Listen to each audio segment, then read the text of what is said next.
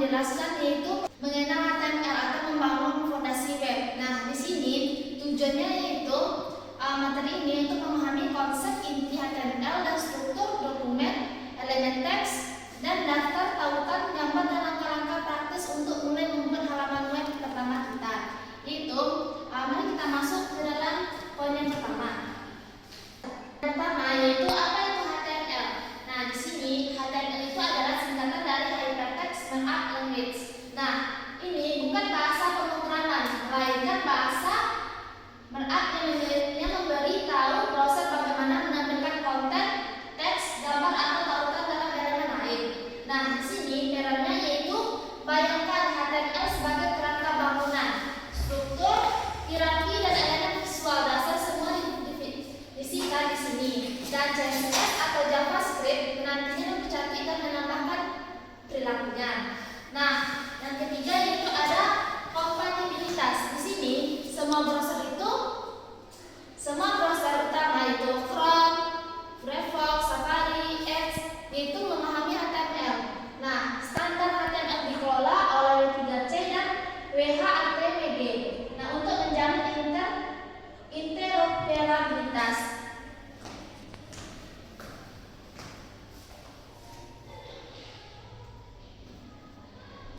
Nah, di sini ada tujuan HTML, yaitu yang pertama membuat struktur dasar sebuah halaman website.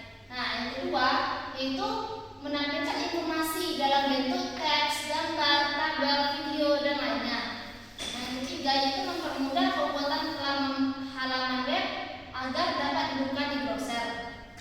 Nah, yang keempat yaitu menjadi dasar dalam pengembangan website dan aplikasi berbasis web. Yang kelima yaitu menghubungkan berbagai halaman web, yaitu melalui hyperlink atau link. Yang terakhir yaitu membantu pengembang dalam menyusun tampilan dan isi website dengan rapi. Nah, adapun manfaat HTML ini, yaitu yang pertama memudahkan pembuatan website sederhana maupun kompleks. Yang kedua yaitu dapat digunakan oleh pemula karena sintaksnya mudah dipahami. Yang ketiga yaitu membantu menampilkan konten website secara terstruktur. Nah, yang keempat yaitu mendukung integrasi dengan CSS dan JavaScript untuk membuat website lebih menarik dan interaktif. Nah, bisa juga digunakan di hampir semua website di internet dan mempermudah penyampaian informasi secara online. Lalu dapat dijalankan di berbagai browser seperti Google Chrome, Mozilla, Firefox, dan Microsoft Edge. Nah, yang terakhir yaitu manfaatnya membantu dalam pengembangan teknologi digital dan pembelajaran pemrograman web. Ini kita masuk sejarah singkat HTML. Sejarah singkat HTML ini yaitu HTML diciptakan oleh tim Berners-Lee pada tahun 1989 sebagai sarana berbagi dokumen antar ilmuwan. Nah, versi awal sangat sederhana seperti teks untuk paragraf, tautan, dan referensi ke dokumen lain. Nah, seiring waktu HTML berkembang melalui standarisasi menjadi bahasa yang mendukung multimedia, prompt, semantik, dan aksesibilitas. Nah, di sini tahun 1989 awal itu konsep web dan HTML diciptakan untuk pertukaran informasi akademik. Nah, pada tahun 1990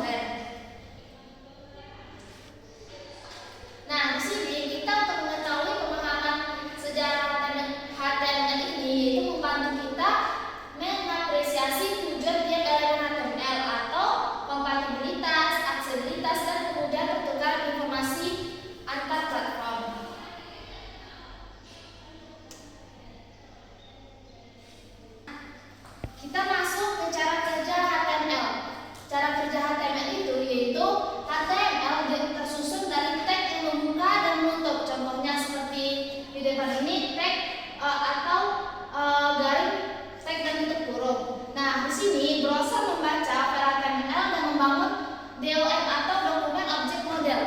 Lalu menampilkan elemen sesuai struktur atau prinsip pentingnya. Yaitu yang pertama, tag membantu kita itu membentuk struktur dokumen dan menentukan hierarki konten. Nah, yang kedua, browser mengabaikan spasi berlebih dan menormalkan markup untuk ditampilkan.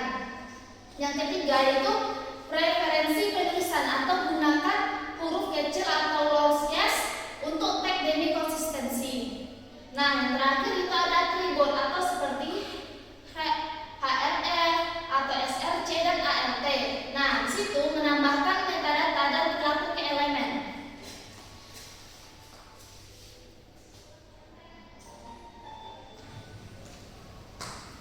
Nah, di sini ada struktur dasar dokumen.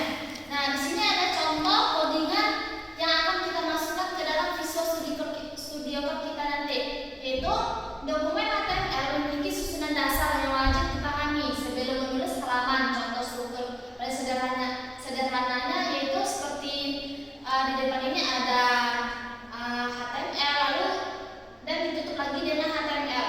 Nah, keterangannya yaitu yang pertama ini yaitu memberitahu browser bahwa ini dokumen HTML5. Nah, yang kedua ada HTML. Nah, HTML ini membungkus seluruh dokumen atau atribut lalu membantu aksesibilitas. Yang ketiga ada head. Di sini ada head ya, ditutup lagi dengan head. Nah, di sini berisi meta, judul dan link case, stylist atau script kita nanti. Nah, yang keempat itu ada body. Body lagi. Body harus ditutup dengan body. Lalu body ini berfungsi itu berisi konten yang terlihat seperti teks, gambar, prompt dan elemen interaktif. Nah, kita masuk kepada elemen teks utama. Di sini penggunaan elemen teks yaitu yang tepat untuk menentukan struktur informasi dan membantu aksesibilitas serta SEO atau berikut penjelasan dan contoh penggunaannya seperti yang di depan itu ada heading. Heading itu dilambangkan dengan H1 sampai H6 dan ditutup kurung. Nah, di situ heading memberikan hierarki atau H1 biasanya digunakan untuk jadwal utama halaman dan menggunakan heading secara berurutan tanpa melewatkan level untuk menjaga struktur. Nah, yang kedua itu ada paragraf atau dilambangkan dengan P lalu tutup kurung. Nah, di sini untuk blok teks hindari menggunakan BR. Nah, BR itu berulang-ulang untuk membuat paragraf baru. Jadi gunakan P agar markup tetap semantik. Nah, yang ketiga yaitu ada formatting. Nah, formatting itu dilambangkan dengan tutup kurung B atau I. Nah, di sini B itu menekankan tampilan tebal atau strong, menandakan pentingnya teks secara semantik. Nah, sama untuk I itu versi M atau miring, versi penekanan. Nah, kita masuk ke dalam membuat daftar list. Nah, di sini ada contoh membuat daftar list. Daftar memudahkan pembacaan poin penting, ada dua tipe utama. Di sini ada ordered list atau dilambangkan dengan tutup kurung all. Nah, digunakan saat urutan penting atau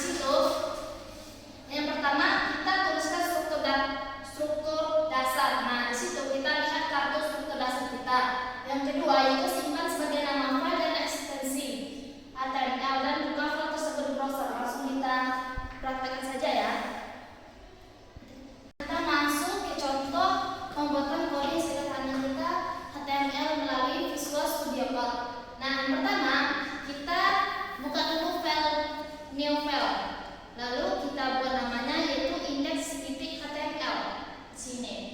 Lalu setelah itu kita akan masukkan coding kita yang akan kita tampilkan, yaitu yang pertama kita harus bikin kode itu doctypes HTML dan ditutup juga dengan HTML.